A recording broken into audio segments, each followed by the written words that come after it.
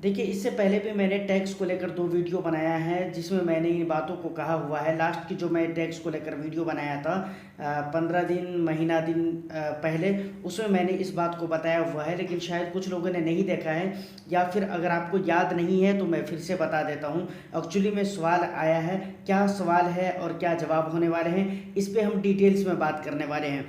तो वीडियो बहुत ही इन्फॉर्मेटिव होने वाली है। एक लाइक कर दीजिए, शेयर कर दीजिए। चैनल को अगर अभी तक सब्सक्राइब नहीं किया है तो चैनल को भी ज़रूर सब्सक्राइब कर लीजिए।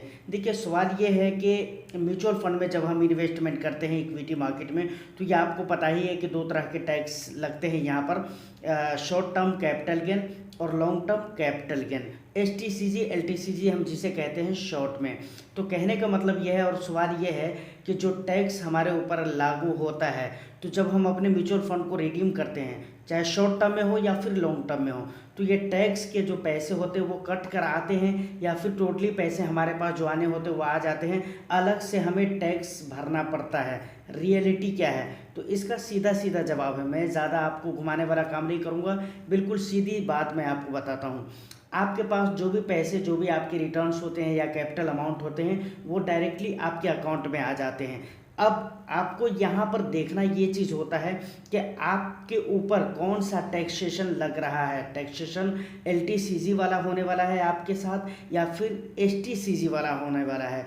जो भी टैक्स आपके ऊपर लागू होता है, LTCG या STCG, वो आपको अलग से फुलफिल करना पड़ता है। कहने का मतलब आप समझ चुके होंगे कि टैक्स के पैसे कट कर नहीं आते हैं, टैक्स आपको अलग से आपको देना होता है। दूसरा सवाल ये है, मान लीजिए कोई बंदा ऐसा है, कोई इंसान ऐसा है जो ज़ीरो टैक्स स्लैब में से आता है, या 10% 20% टैक्स स्लैब में से आता है, या फिर ये कह लीजिए ज़ीरो में से आता है। तो मैं ये कहना चाह रहा हूँ यहाँ पर, और सवाल ये है कि क्या जो ज़ीरो में से आता है उसके ऊपर भी LTCG और STCG टैक्स के रूल्स लागू होंगे उनके टाइम पीरियड के अकॉर्डिंग? तो जी हाँ, म्यूचुअल फंड में जब आप आते हैं तो यहाँ पर आपको STCG LTCG, STCG short term capital gain आपको 15% देने पड़ते हैं, और LTCG टैक्स जो होते हैं वो आपको 10% देने पड़ते हैं। अब यहाँ पर ये चीज़ मैटर नहीं करता है कि आप किस टैक्स स्लैब में से आते हैं, 10 में से आते हैं, या फिर 20 टैक्स स्लैब में से आते हैं, 30 में से आते हैं। अगरचे आप ज़ीरो में से आते हैं, फिर भी आपको टैक्स देना पड़ेगा। यहाँ पर मैटर ये करता है कि आपने कितना पैसा निकाला है म्यूचुअल फंड से, और कितने दिनों के बाद निकाला है। 2 चीज़ें मैटर करती हैं। पहला, कि आपने कितना पैसा निकाल रहे हैं, आप कितना पैसा रिडीम कर रहे हैं, और दूसरा क्या, कि आप कितने दिनों के बाद रिडीम कर रहे हैं। अगर आप 12 महीने या 12 महीने से पहले पहले आप रिडीम कर रहे हैं तो वहाँ पर आपको शॉर्ट टर्म लग जाता है, ये तो हर किसी को पता है। और उसके बाद अगर आप रिडीम कर रहे हैं, निकाल रहे हैं, तो वहाँ पर आपको लॉन्ग टर्म लग जाता है। यहाँ पर याद रखने वाली बात यह है कि अभी जिस भी मैटर पे मैंने बात किया है, जो जो पॉइंट मैंने आपको बताया है, या टैक्स को लेकर, LTCG STCG को लेकर जो मैंने अभी बात की है, वो इक्विटी म्यूचुअल फंड के बारे में मैंने बात किया है। फिर अगर आप डेट म्यूचुअल फंड में जाते हैं तो वहाँ पर फिर टैक्सेशन के रूल्स चेंज हो जाते हैं। वहाँ पर टाइम पीरियड को लेकर चेंजिंग देखने को आपको मिल जाएंगे, और भी कई सारी बातें वहाँ पर पाई जाती हैं।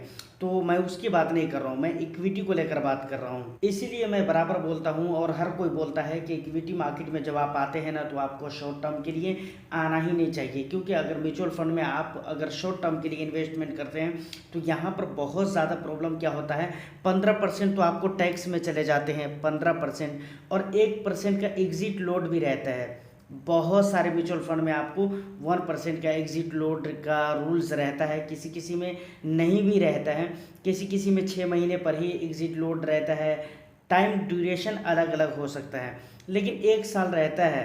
तो इन चीज़ों को थोड़ा याद करके चलें कि अगर आप शॉर्ट टर्म के लिए आते हैं तो आपको ये नुकसान 16% का नुकसान हो सकता है।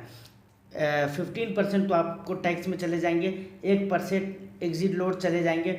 उसके बाद, इसके बाद भी मसला यहाँ पर हल नहीं होता है, बल्कि प्रॉब्लम अभी भी आपके सामने रहते हैं। और वो प्रॉब्लम क्या रहते हैं, शॉर्ट टर्म में पता नहीं मार्केट का क्या कंडीशन होगा, मार्केट क्या करेगी नहीं करेगी, इसकी कोई गारंटी नहीं होती है। तो ये सबसे ज़्यादा मेन होता है कि कम टाइम में अगर आप इक्विटी में आते हैं तो यहाँ पर आपके पैसे ख़राब होने के बहुत ज़्यादा चांसेस रहते हैं। तो इन चीज़ों को ज़रा सोचिएगा ज़रूर। उसके बाद एक और भी बहुत ही ज़रूरी सवाल है, मुझे नहीं लगता है कि यूट्यूब पर बहुत सारी वीडियो आपने देखा होगा और इस बात का जवाब मिला होगा। आप जो ईयरली रिटर्न्स देखते हैं या किसी भी फंड का 5 ईयर्स का रिटर्न्स देखते हैं, 10 ईयर्स के रिटर्न्स जो देखते हैं, तो वहाँ पर जो रिटर्न्स दिखलाया जाता है, तो सवाल ये है कि वो रिटर्न्स जो दिखलाए जाते हैं उसमें एक्सपेंस रेशियो इंक्लूड होते हैं या फिर एक्सपेंस रेशियो काट कर, मतलब एक्सपेंस रेशियो निकालने के बाद जो पैसे होते हैं उसके वो वाले रिटर्न्स दिखलाए जाते हैं, या फिर जो रिटर्न्स होते हैं उन्हीं में एक्सपेंस रेशियो इंक्लूड होता है। क्या है रियलिटी?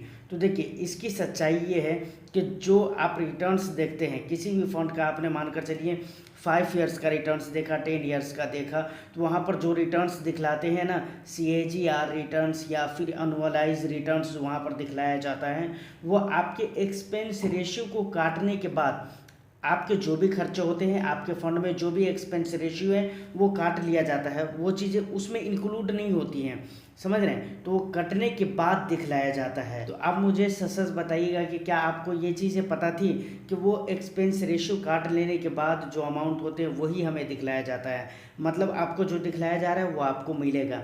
ऐसा नहीं कि बाद में कहा जाएगा कि नहीं उसमें से अभी कुछ परसेंट एक्सपेंस रेशियो के रूप में कटने अभी बाकी है या काट लिया जाएगा, ऐसा कुछ भी नहीं है, बल्कि वो काट कर ही दिखलाया जाता है। तो ये बहुत छोटी छोटी सी बातें थी जिस पे ज़्यादातर लोग गौर नहीं करते हैं, लेकिन ये बहुत ही काम की इन्फॉर्मेशन होती है।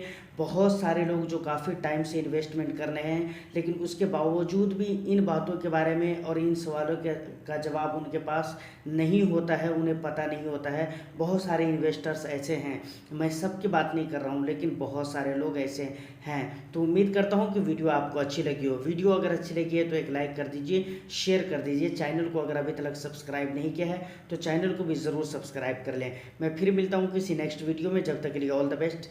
Thank you for watching.